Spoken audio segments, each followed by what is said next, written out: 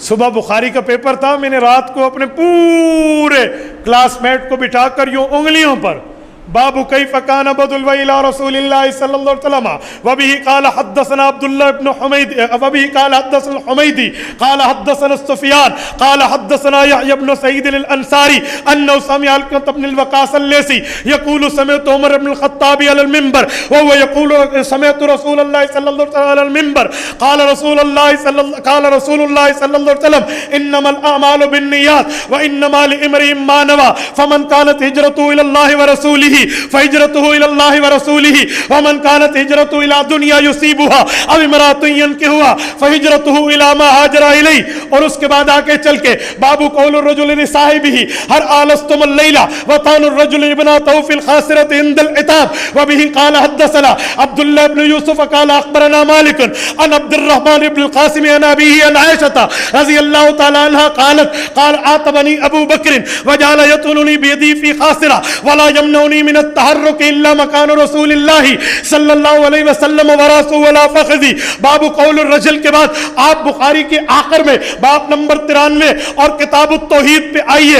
باب ونضع الموازین القسط لیوم القیامہ وان اعمال بنی آدم وقولهم یوزن وقال مجاہد القسطاس. چلے آئیے روایت پہ آئیے. وبه قال حدثنا احمد بن اشکاب قال حدثنا محمد بن فضیل عن عمارة بن القعقاع عن ابی زرعة عن ابی ہریرہ رضی اللہ تعالی عنہ عن النبی صلی اللہ علیہ وسلم قال کلمتان حبیبتان للرحمن خفیفتان اللسان ثقیلتان فی المیزان سبحان اللہ وبحمدہ سبحان اللہ العظیم. یہ صحیح بخاری کا میں نے شروع بھی پڑھا، درمیان بھی پڑھا، آخر بھی پڑھا. مجھے صحیح بخاری سے نہ ڈرا، مجھے نہیں ضرورت میں آپ کے سامنے صحیح بخاری پڑھتا رہوں، لیکن میں نے اسی لیے پڑھ کے سنائی ہے کہ میرے جانے کے بعد آپ کو کوئی نہ کہنا اے مولوی ایویں ہی گلا کیتے نے، حدیثیں تے انہاں دے کول آندی نہیں، حدیثاں تے انہاں دے قریب ہی کوئی نہیں. اے جو پیغمبر کی حدیث کا منکر ہو وہ وقت کا فرعون ہوتا ہے. میں دلیل رکھتا ہوں نکات افغانی جلد اول میں شمس المفسرین علامہ شمس الحق افغانی رحمہ اللہ نے لکھا فرعون کے غرق ہونے کی وجہ انکار حدیث ہے، انکار تورات نہیں ہے. کیوں؟ جب فرعون غرق ہوا تھا تورات نہیں اتری تھی، تورات بعد میں اتری ہے. فرعون حدیث موسیٰ کے انکار پہ غرق ہوا ہے.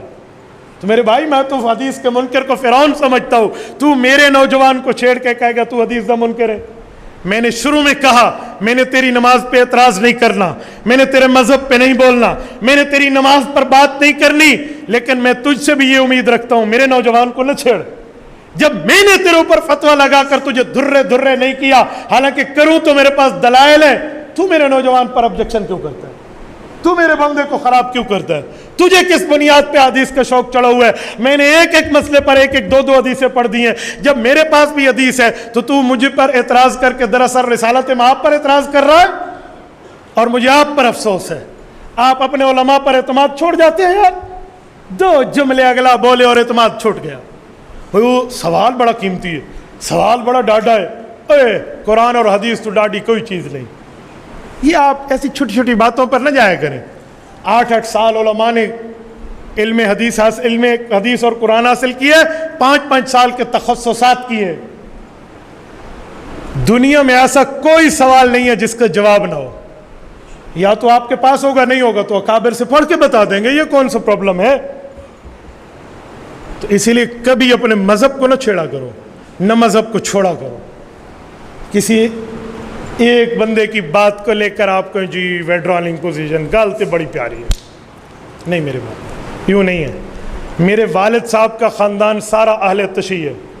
میرے چاچوں نے قم یونیورسٹی سے پڑھا ہے. خمینی کے ہم اثر لوگ ہیں.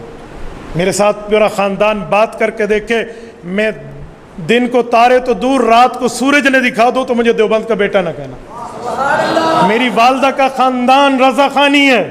انہیں کہو کوئی مجھ سے بات کر کے دیکھے، کوئی بیٹھے نا میرے ساتھ میرے ننیال میں.